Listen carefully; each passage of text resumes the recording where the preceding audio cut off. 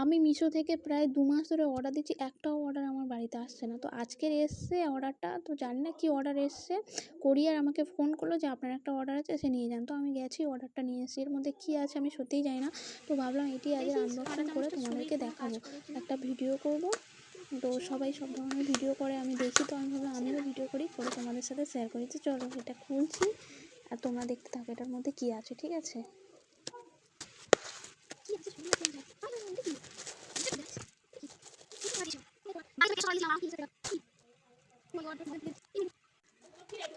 আমি অর্ডার দিইনি, এগুলো কি সব দেখে দেখো আমার।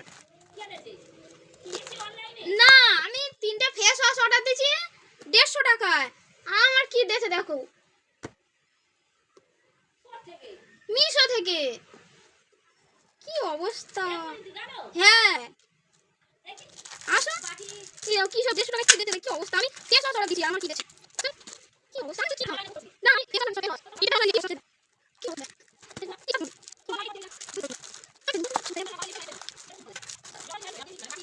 কি অবস্থা। তোমার কার্ড জিনিস কার্ড চলে গিয়ে কার্ড জিনিস কার্ড দিয়েছে।